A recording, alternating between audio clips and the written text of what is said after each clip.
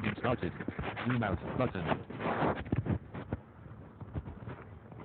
Well, hello, good morning again. As promised, we will now take up questions. Just a minute. You see, I hope you would have understood the poem. Now, let's discuss the questions which would further clarify your doubts. So, the first question here is, does the poem have a real geographical location? How does the poet mix up the real and the imaginary to give a sense of the surreal? Now, as we know that the poem uh, has, it doesn't have a purely real geographical location. The poet, in fact, mixes the real and the unreal to create an impression of the surreal. Now, the beginning of the first part shows this. The word Xanadu hints at a real place, and we know that Kubla Khan and Xanadu both are realistic. Both images are realistic. Kubla Khan was an emperor, we know, and Xanadu refers to his summer capital, whereas the reference to river Elf, Elf is an imaginary name of a river. It's not a real river, but it's similar to some of the real rivers like Nile or Elfkus, as I told you in introduction, or when I was giving you the meaning. So Elfkus used to be a river in Greece, in Arcadia, or the river Nile. It is similar to that, but it's not a real river. So similarly, the beginning of part 2, refers to an Abyssinian maid, which is a realistic image, and on the other hand, immediately there is an image of Mount Abora, which is a fictitious name of a mountain. Apart from these images, there are other images, which are, dream images, or and side by side realistic imagery is put together. The image of a romantic chasm, which is described as romantic, savage, enchanted, and holy. Then, you know, this image very much seems to be a dream image. Uh, there are other images which may be called dream images, like a woman wailing for her demon lover, or the image of a fountain being forced with a ceaseless turmoil from the chasm, or the earth breathing in fast thick pants, or the mountain flinging huge pieces of rocks which are bouncing back. All these images are dream images, but at the same time, there are you may call them dream images or subconscious images.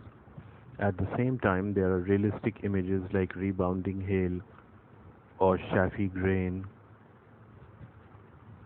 and then you see the last two lines of part 1 presents um, a dream image, a miracle of rare device, sunny dome, sunny pleasure dome with caves of ice. Um, so this again is a dream image. Then in part 2, you know, images like flashing eyes, floating hair, these are realistic images, but at the same time we have a poet who is superhuman, inspired poet, Images like honey dew or milk of paradise, these are These may be called the dream images, though they are not exactly dream images. So this is the pattern throughout the poem.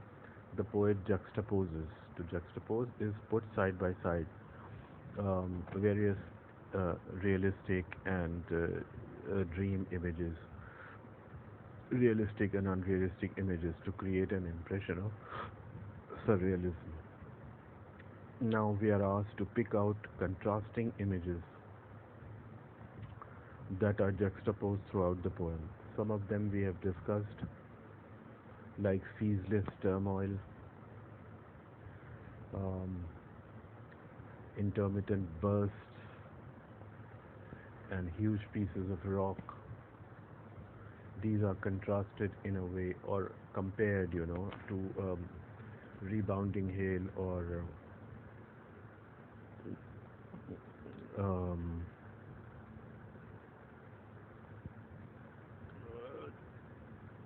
rebounding hail or chaffy grain. So these are compared, not contrasted. Then, the sunny dome with caves of ice. These are contrasting. Um, then,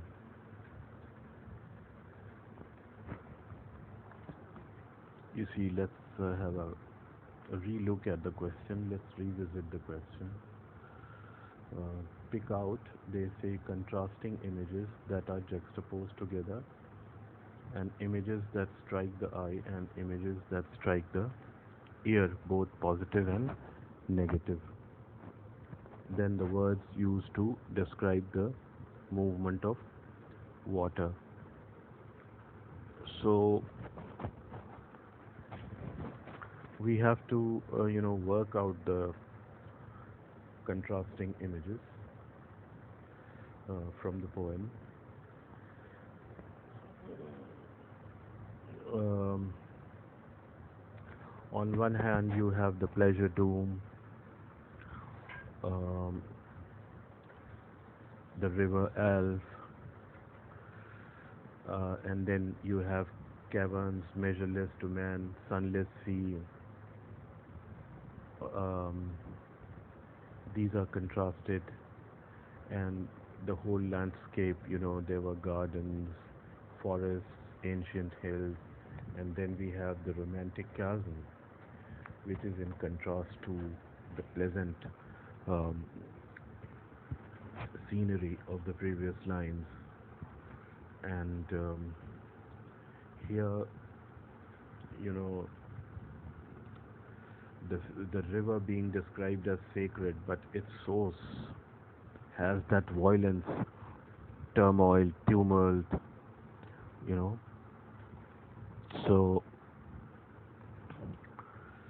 and again, Kubla hearing the ancestral voices prophesying war,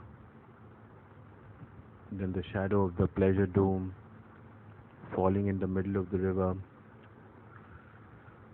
Then you have Abyssinian maid. You see here the image of an inspired poet with flashing eyes and floating hair, and the common people listening to him. So all these are contrasting images. Then there are a number of images which strike the eye. For example, spots of greenery, you know, bright spots, gardens, um, then you know, incense-bearing tree, forests, sunny spots of greenery, uh, and we have been asked to put both negative and positive, like huge fragments of rocks, rebounding hail, chaffy grain. These all strike to the um, ear. Then, sorry, eye. Now, as far as ear is concerned, we have ceaseless turmoil, tumult, voices prophesying war, playing on her dulcimer, singing of Mount Abiram, and the people hearing the poet reciting his verses, all those who heard them, this line, and all those who heard should see them there. This combines both the images which strike to our eyes and strike to our ears. So we have picked up both positive and negative imagery. Some of it is positive, some of it is frightening. Then the words used to describe the movement of water, like sinuous, mazy, meandering, and you can look up the poem for other words. Now, what is the discordant note heard at the end of the third stanza? Can we relate this to the grandeur and turmoil that are a part of an emperor's life? Yes. The discordant note refers to the ancestral voices prophesying war, which Kubla hears in the center of the landscape from his pleasure tomb.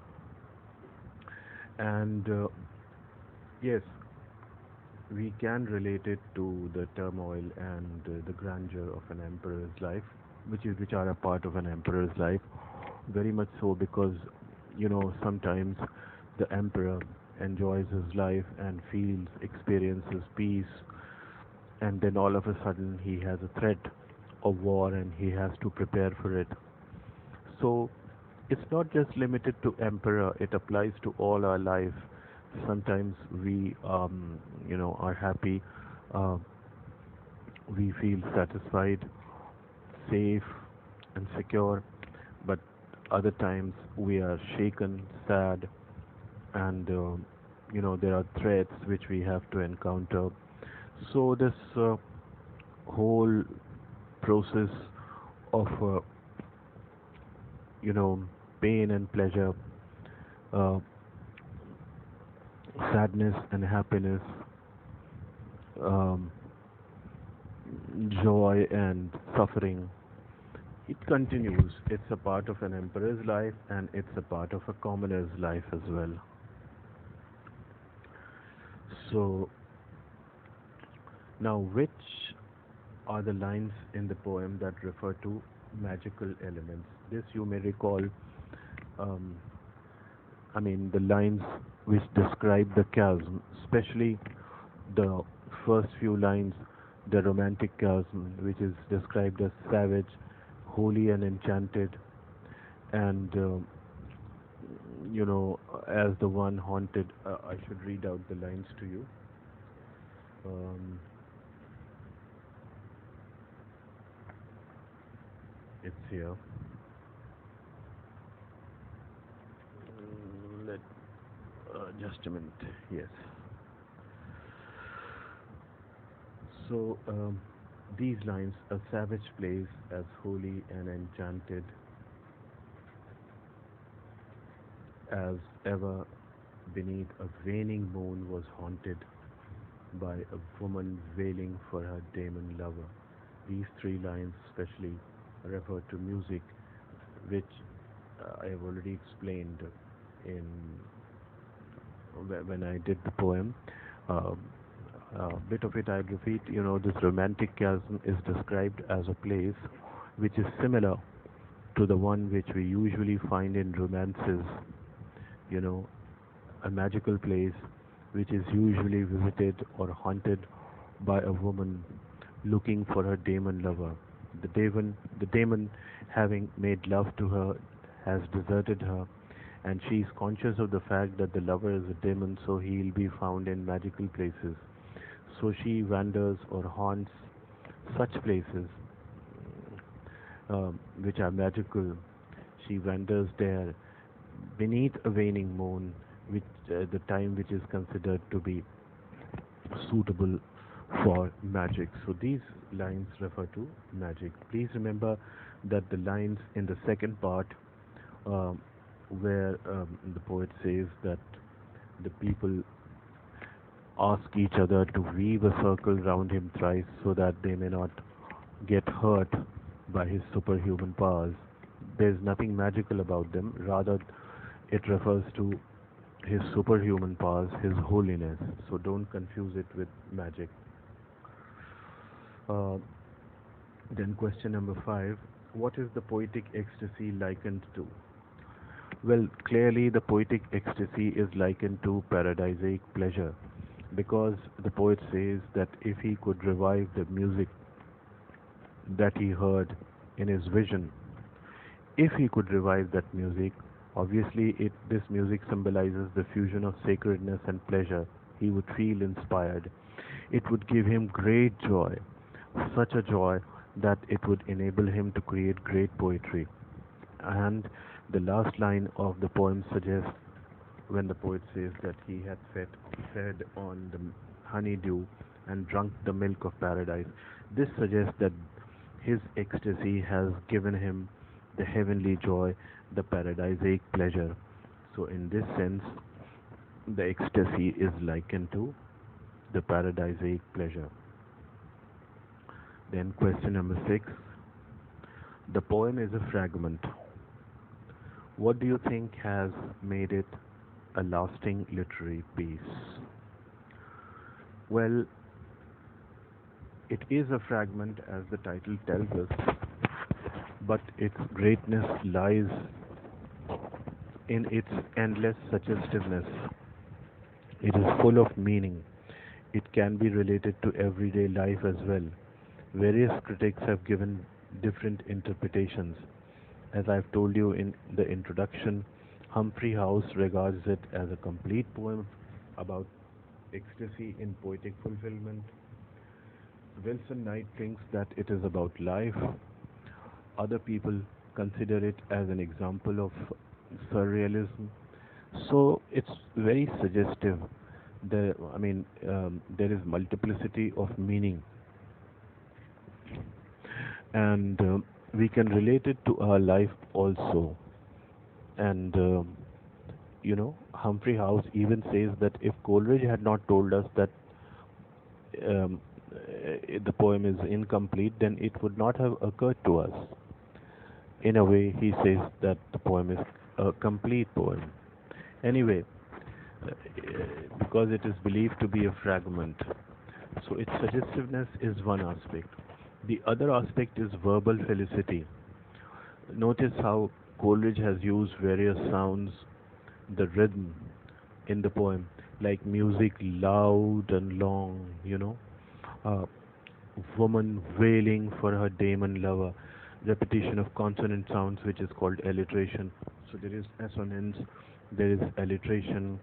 The imagery is powerful, huge fragments of rocks which the fountain water throws are compared to mm, rebounding hail or chaffy grain, which convinces us of the supernatural element. Then the picture of an inspired poet, his flashing eyes, his floating hair.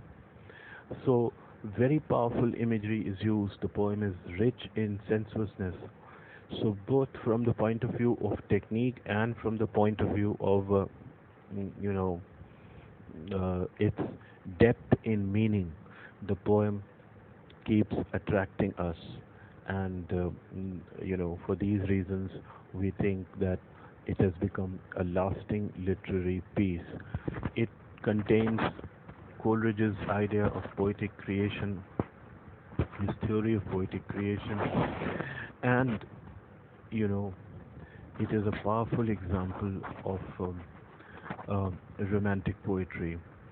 So it has become a memorable piece. Well, you see, a lot can be said about it. In fact, whole articles may be written. But I've given you some hints. In order to explore its greatness, we have to examine the poem at two levels. At the level of its meanings, multiplicity of meaning, depth in ideas, suggestiveness, and verbal felicity, the technique, the use of rhythm, sound, and the musical quality of the poem. You can sing it, and how sounds and rhythm is related to, you know, the various moods in the poem, like ceaseless turmoil, you know, ceaseless turmoil, seething. Notice the kind of the noise or fright that the fountain created as it gushed forth. The choice of words, the water burst forth, and then the river sank with tumult. So the words have been chosen very carefully, uh, and as a whole, we should not look at it separately, like um, you know, multiplicity of meaning and verbal felicity, that is the verbal um, quality of the poem, that is the use of rhythm, sound, and other aspects. These are interconnected, the poet has not used sound for sound's sake. The poet has not used images for images' sake. No. Through this imagery and various sound patterns and rhythm, he has created a complete whole, which in fact gives us great aesthetic pleasure, and we feel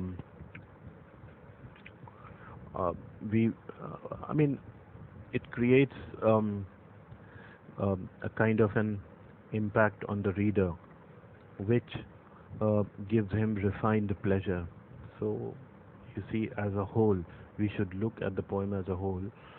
It's a beautiful literary piece. All these aspects, in fact, together make it a beautiful literary piece. It's condensed, it's short, although it can be expanded. It can be expanded in a very, very long poem.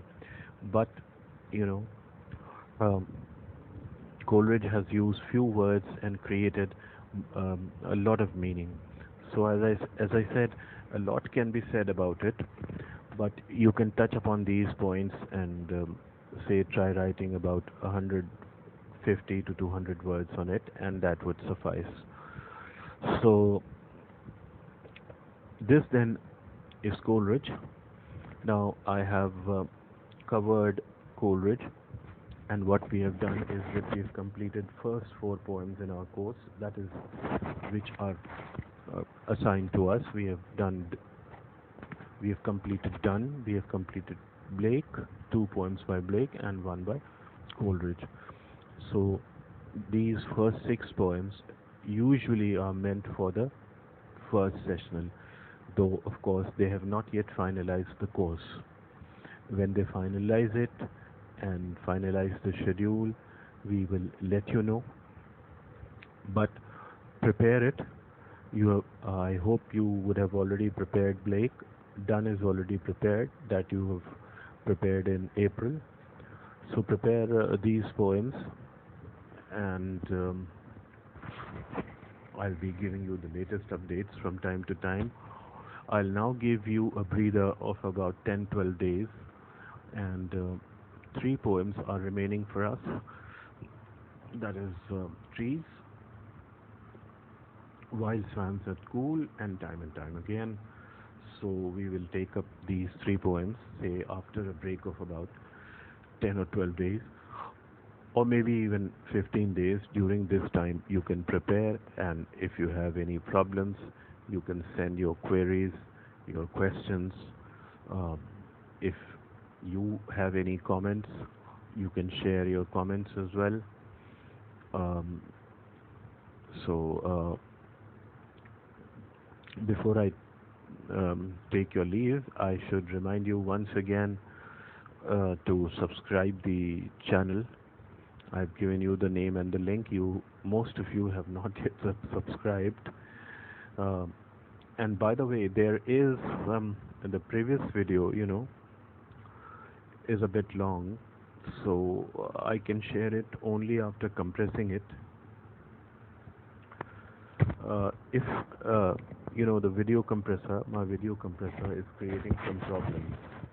So if I couldn't compress it, I'll upload it to YouTube. You can watch it there, and I'll try to download it in audio form from the YouTube and then share the audio file with you. So let's see what happens. But please subscribe the channel, watch it on the channel, and from it you can download. So that's it from me for the time being. I hope um, we'd be able to meet, say, by 10th or 12th of um, September. I'll wait for your reactions, your queries, your comments. So till we meet again, take care and look after yourself. Be happy and make happy. And thank you very much. Stop button.